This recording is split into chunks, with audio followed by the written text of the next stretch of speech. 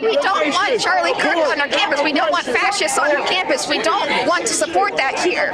What is fascism? Immigration. I don't know. I'm not like a political scientist. I'm not good at interviews. You should ask someone else. Yeah, that's exactly the world we live in today. People are too clannish. You do things because other people are doing it. You say things because other people are saying it. They didn't tell you why they are doing it, and you didn't bother to ask them, why are you doing this?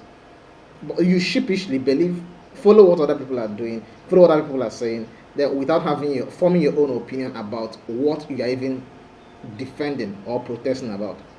Few decades ago, it was not like this. If you have bad opinions, it's usually in your own circle. But nowadays, people form bad opinions and broadcast it through the social media, and millions and thousands of people see it. This is why it has become so imperative that parents should take critical thinking education for their kids. Very, very important. The schools will not do it. You have to do it yourself. Teach your kids to ask questions. Before they defend an agenda, they should ask questions. Before they accept an opinion, they should ask questions and debate about it. Don't let your kids be among those that follow bandwagons. It wasn't a problem a few decades ago. Before social media became this echo chamber or where you only see things that you want to see. It wasn't necessary to teach your kids to have debates like as it should be a part of life, but now it is. Because if your kids are unable to challenge opinions, if your kids are unable to ask difficult questions, to ask why, if your kids are unable to ask why, that singular question, why, then that's when your kids become domestic terrorists. They shoot people because of what they believe, without even having their own personal conviction about those things. It's terrible. The schools will not teach your kids to debate. The schools will not teach your kids to have difficult conversations. They don't want to teach.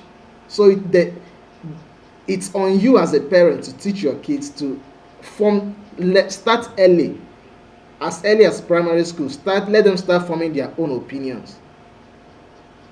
Let them start challenging opinions. And stop following bandwagon. You call someone a fascist and then they ask you, what does fascism mean? You don't even know.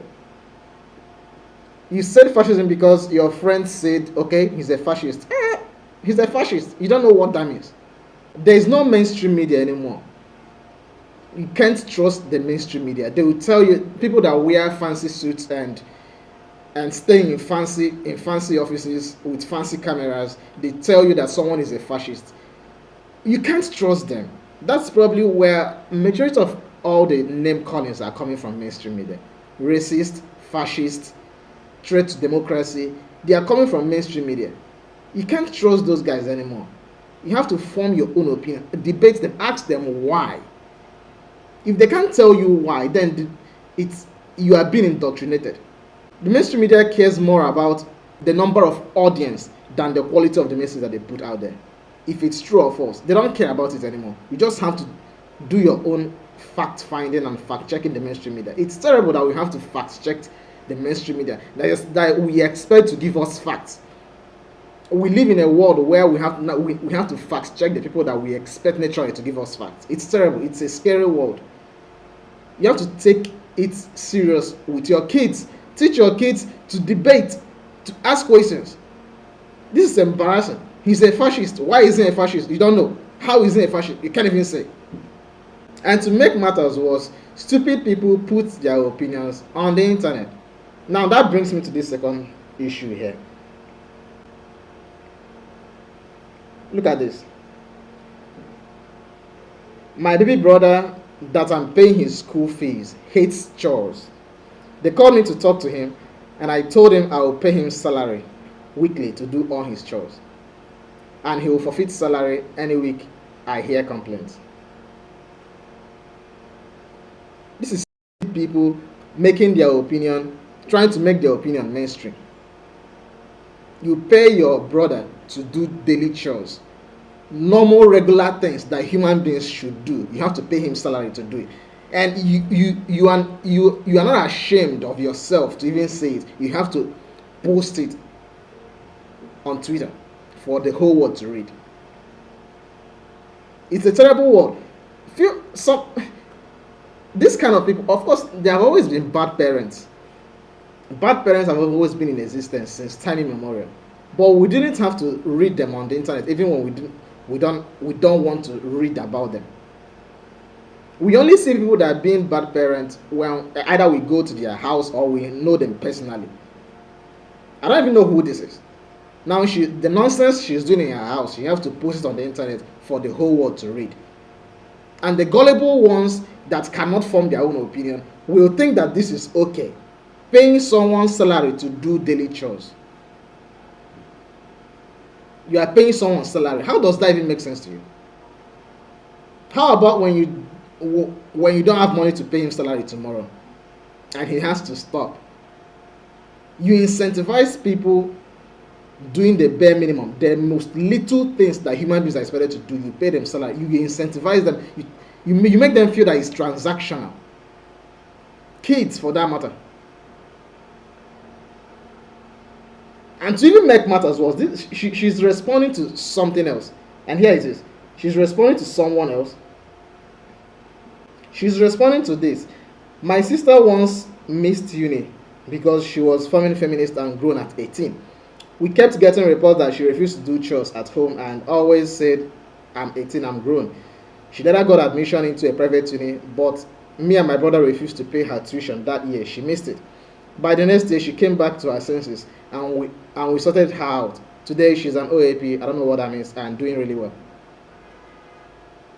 Now, she thinks that this person is being unreasonable for making her sister realize that doing chores is not slavery, that doing chores is a part of life, that you have to do the normal things that you expect. You have to do your own part so that other people can take care of you. And when you feel that you are big and you are grown at 18, that you are grown, you refuse to do little things other people ask you to do, it's only logical. If you are grown, then you should start taking responsibility of doing grown-up things, paying your own school fees. If you can't be obedient to people that are taking care of you, feeding you, clothing you, paying your school fees, you tell them that you are grown, and fine, you should pay your own school fees. But they made her realize that actions have consequences. And the consequence was that she has to miss 1 year of schooling to make her become obedient again. And this lady, what's her name? Queen. The queen of the universe thinks that that's being wicked. She's telling the whole world that she's paying her brother's salary to wash plates. We should clap for her. And she's a feminist. I prefer the world where I didn't have to read your stupidity. I didn't have to know about the stupidity that you do in your house. I prefer that world. I only have to see you being stupid when I come to your house or when I know you personally. The kind of world we are now is even people that you don't like are being shoved in your face every day. Opinions that you don't like are being shoved down your throat. I didn't want to stumble on this on Twitter this morning, but I just saw it. And it's painful to read. It's much more painful because she has over 18,000 likes. 18,000 people agrees with the nonsense she just posted. I didn't sign up for this word. I didn't sign up for this. Back to my original opinion, what I was saying. You have to teach your kids critical thinking. In this age of social media, people being stupid. Okay, just to even make matters worse, it's possible that this is an anonymous account that is just chasing clout. You have to teach your kids that sometimes people post nonsense on the internet just for the clout, just for the engagement, the shock value that it creates. You have to make your kids realize this. If you don't teach them, the schools will not teach them.